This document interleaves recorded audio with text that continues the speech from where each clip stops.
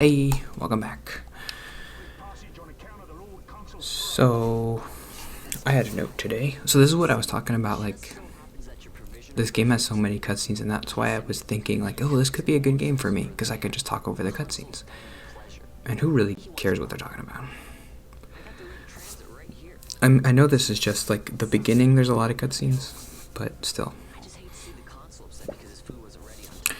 Okay, so this was the note that I thought of because Dalton had a good comment, and it got me thinking. There's an inverse relationship between happiness and empathy. If you are happy, you are ignoring suffering. If you are aware of suffering, you are in tune with humanity, like when you're depressed, but then obviously you're not happy. I don't think there is a way to solve this. We just kind of have to be okay with being bad people. Laughter is madness. I've talked about that once or twice before, and it's never been super satisfying, so I guess I wanted to give it another shot, maybe. Laughter is madness. That's from Ecclesiastes. And Solomon says that laughter is madness when he is thinking about the suffering of humanity and how everything is kind of pointless and stupid. And when you laugh, when you're happy, you're kind of crazy because you're ignoring all the bad stuff. The less depressed I get, the harder it is to get in this mindset. When you're depressed, these kind of thoughts come to you like without even thinking about it. You're like, oh yeah, it makes total sense. And when you're not depressed, it kind of doesn't make sense. Like, what do you mean laughter is madness? I'm happy, so I'm not. It's not because I'm ignoring suffering. I'm just like happy. That's fine, right? Yes, of course, you're allowed to be happy.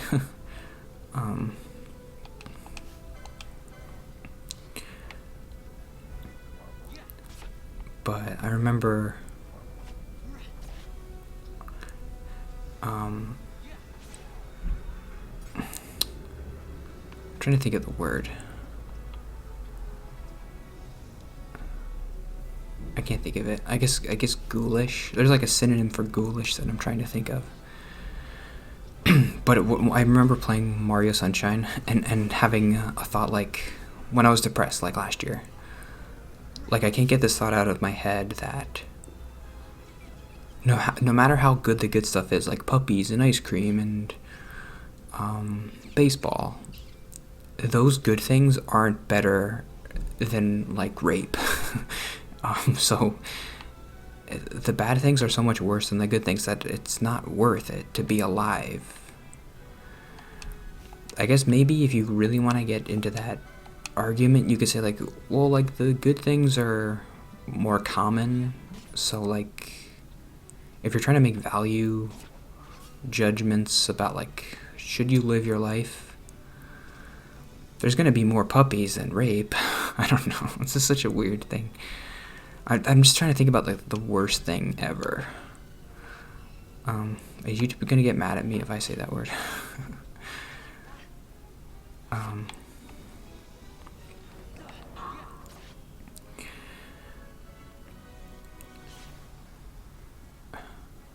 But that thought really, and Tolstoy says it in a confession, like more detailed than just laughter is madness. He's like, in order for you to be happy, you have to ignore suffering. When I was depressed, that made total sense to me, and now I'm like, oh, is that true? I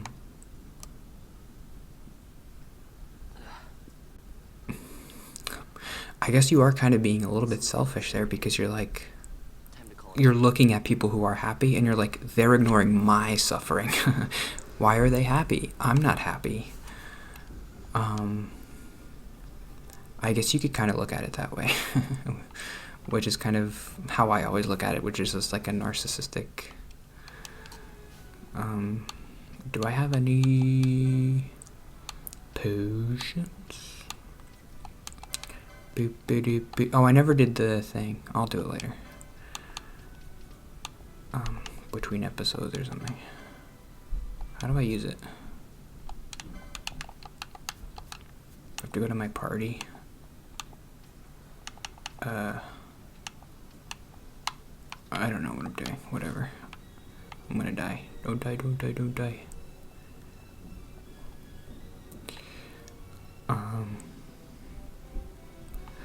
Okay, well, here's the point. I didn't even get to this point. Inverse relationship between happiness and empathy. If you are happy, you are ignoring suffering.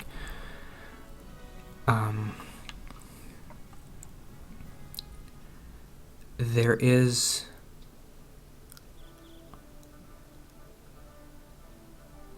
the happiest person in the world is kind of a bad person. Because why is he so happy when there's so many bad things happening?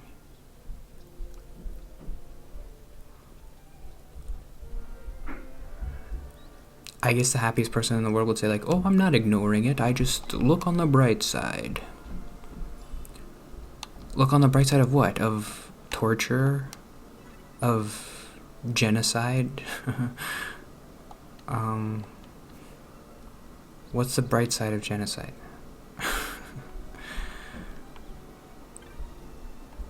That's a good episode title. What's the bright side of genocide? They won't let me through. Oh, I think I remember these guys have like poor people British accents. Like, oh, you gotta let me through. I gotta get me wares. Oh, here's my guy, Kites.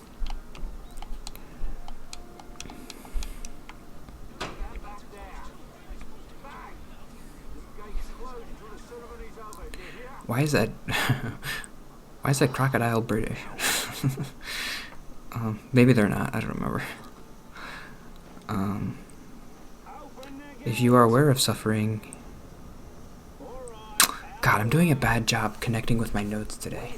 This is an amazing point, trust me, and I'm just not making it right now. Inverse relationship between happiness and empathy. Just, I know you want to argue with me about that, but don't. It's true. I just can't articulate why exactly. The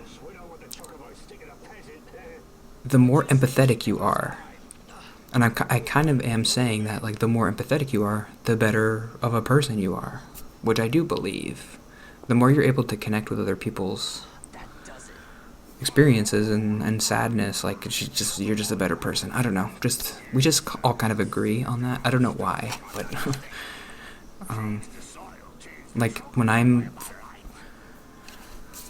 being my most empathetic, I feel like I'm being the best person. Like when I was like, oh, I'm sad that people in Africa are starving, and then I decided, oh, I'm going to give some money to feed African people. That's the best person I can be. You want me to tell you how much money I give? It's nothing. I want to tell you because it's nothing, and I don't want you to think I'm a good person because I'm not.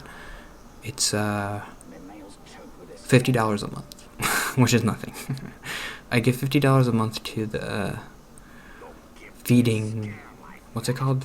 Feeding hands or something? No, I don't even remember. But I've been doing that for a while. I'm trying to slowly increase how much I give with inflation. Over the past year, my stocks have I've gotten returns of 7%, and then I looked at the inflation, and it's like, over the past year, inflation's gone up 7%, and I'm like, you haven't made any money. It's kind of funny. Ooh, what's this? Boom, boom, boom, boom, boom, boom, boom, boom, boom. Sorry, I'm just thinking about Aladdin. Make way for Prince Ali. That's a cool shot. This actually looks pretty cool.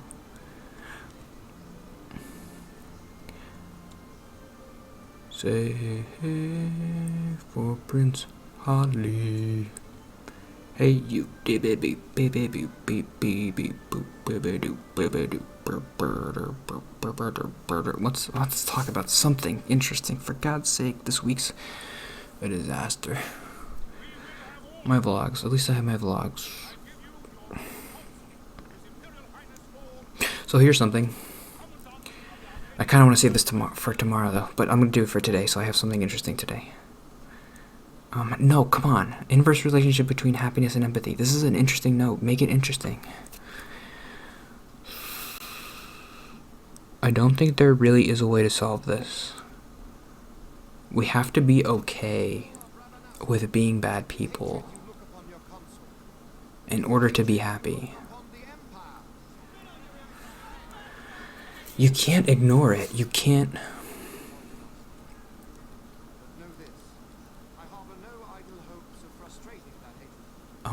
Ignorance is bliss. The end. I don't know. you,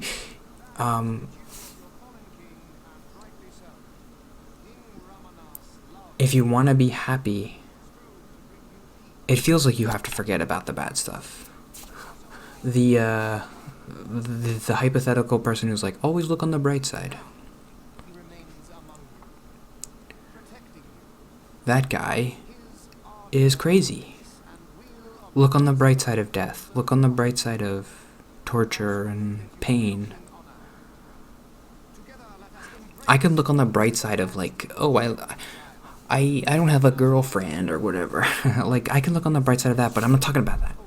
I'm talking about the worst things that happen every day. Every day people experience suffering. And even if you're not experiencing it, you have to ignore it to be happy if you are truly a good person, because... Okay, I'm onto it. Ready? Even if you're not experiencing suffering, you have to ignore it to be happy, because if you're truly an empathetic person, you would feel the suffering of other people, and suffering is happening. So, if you ignore suffering, you are happy, but you're a worse person. Is that okay? Implicit in that is that being empathetic makes you a better person, and maybe we should examine that. Maybe it's not true. It does seem true, but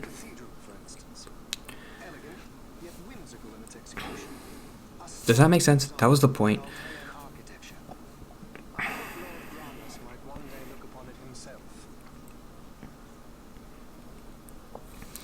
I just really like Ecclesiastes. It's like my favorite. It's like my only favorite book of the Old Testament. All the other, Job's good too, and Psalms and Proverbs is good, but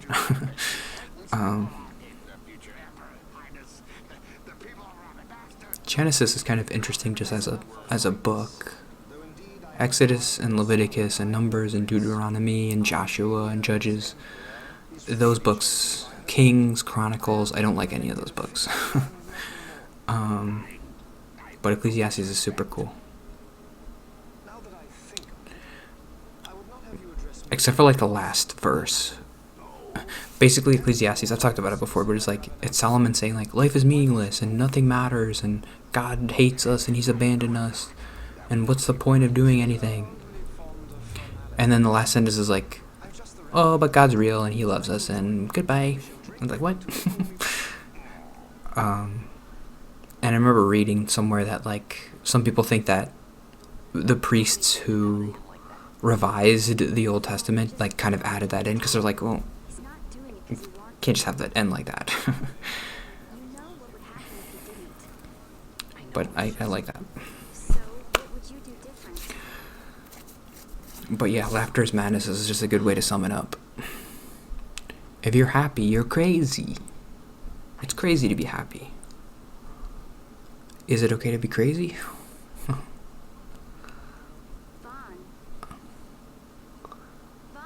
you haven't heard a single word I've said, have you? Van. Isn't that how you spell this, the shoes? V-A-N-N. You scuffed my Vans. The Empire has swallowed me whole. These cutscenes are ridiculous. I remember as a kid really liking the cutscenes and being kind of like stressed out by the battles. Like, oh, these battles are hard. I just want to watch a movie. So, how are we getting in? As if I'd know. Why not ask Magello to get you in? Or go see old Dallin in Lowtown? Why the sudden interest, Vaughn? Boom, boom, boom, boom, boom, boom, boom, boom, boom. Okay, that's it for today. Yeah. Get back to Damascus. I think this cutscene's almost over. What do you think? Come on, what do you If I think? find something, fetch this guy. Ow, I just exercised and my shoulders hurt. Oh, please. You know as well as They're I doing do the... first thing you'd buy is She's doing the girl thing like, ugh, and he's doing the guy thing like, well, I don't care. I'm just gonna put my... It's got a nice ring to I'm it. gonna put my hands and I'm gonna cross my arms like... And she's like, why don't you ever listen to me, Van? You're so stubborn and... But I think you're so cool. Time to pay old Dallin a visit. Really, I think you're so cool. That's what, when I was a kid, I just wanted to be the cool. I wanted to be the cool. I wanted to be Sonic. I don't got time for this. I gotta run around. I'm too cool. I wanted to be Van, who's just like the cool 16-year-old protagonist who wears vests and gauntlets. Look at his abs. He's got abs that go all the way up to his pecs. That's why he's wearing that vest. He wants to show off the abs, right? If I had abs like that, would I just wear a vest like this around? I know they live in like the desert or something, whatever. Okay. See you tomorrow. Bye.